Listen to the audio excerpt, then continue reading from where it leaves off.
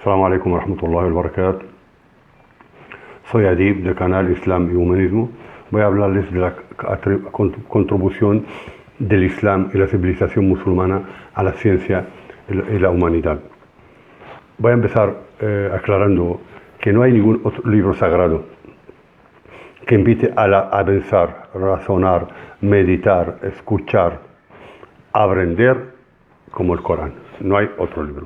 Ni siquiera se le acerca. Hablo de libros sagrados. Hemos citado en otros programas algún libro. En la Sura 35, aya 28, los siervos que temen, que tienen más temor y devoción de Dios, son los más sabios. Es un texto coránico. Nos dice textualmente que aquellos que más saben son más devotos y más temor al Altísimo y a su castigo o su recompensa. El conocimiento en el Corán nos lleva al camino de la salvación, al camino de la sabiduría, al camino del descubrimiento. El profeta sallallahu alaihi wasallam dice, un texto, los hadices que yo cito, siempre antes de citarlos, me aseguro que están en los libros correctos del hadith.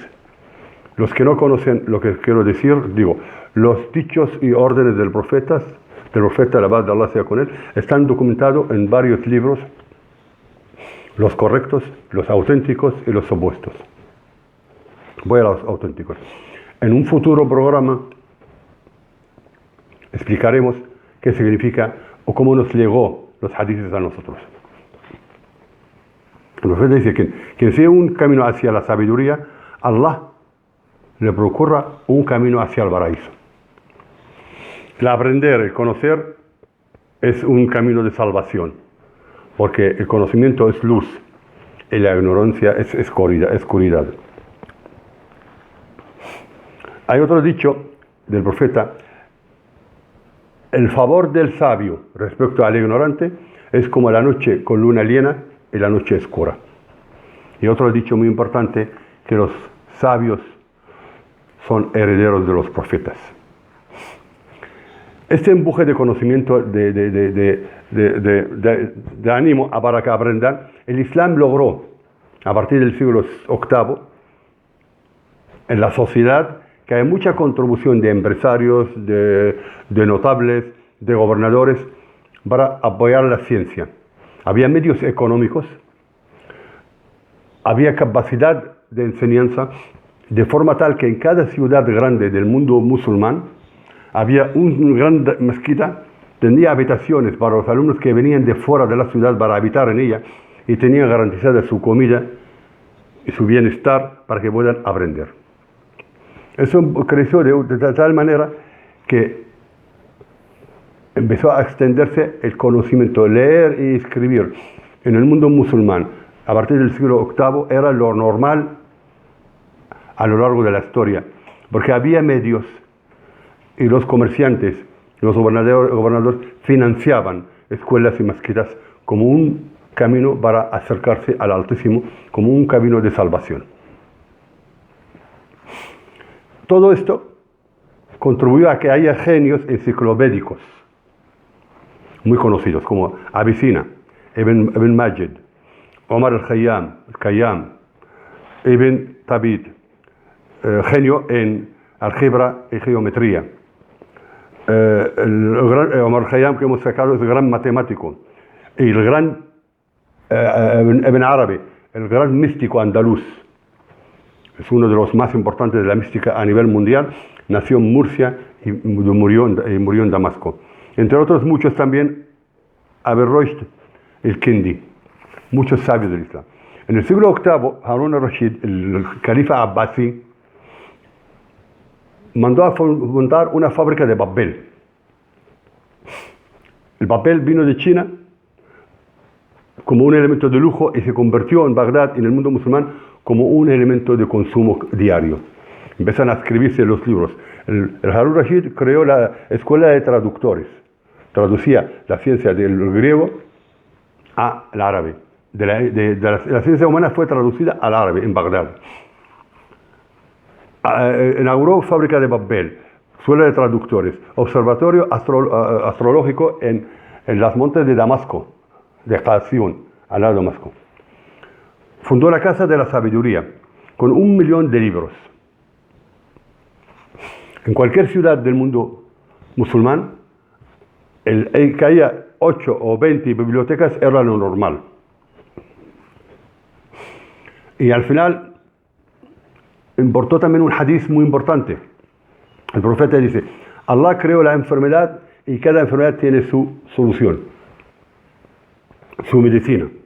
Esto empujó a los musulmanes a empezar a utilizar el término, el método práctico, error y experimental, error y acierto. La medicina avanzó muchísimo, cirugía ocular, piel, estómago, se estudiaba el bienestar psíquico y moral del enfermo como una condición para que se cure. El Islam avanzó en medicina bastante.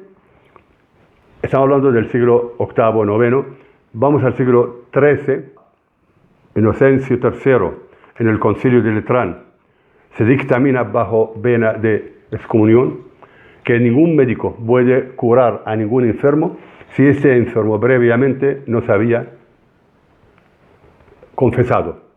Porque el pecado, sentencia el pecado, la enfermedad es por el pecado. O sea, el pecado es el origen de la enfermedad. Por lo tanto, el enfermo es un pecador, tiene que confesarse primero para curarlo después. Está hablando de un concilio. La contribución mayor del Islam, de forma indiscutible, es el cero, el sistema decimal. Escribimos el concepto porque el dibujo del sistema decimal, el 1 era un ángulo, el 2, 2 ángulos, hasta 9, el 0 es una creación mental que facilitó, a partir de aquel momento, las 4 reglas de sumar, multiplicar, dividir y restar. Era mucho más fácil porque la forma romana o griega era imposible de hacer estas relaciones tan complicadas y poder llevar una buena contabilidad o una buena estadística.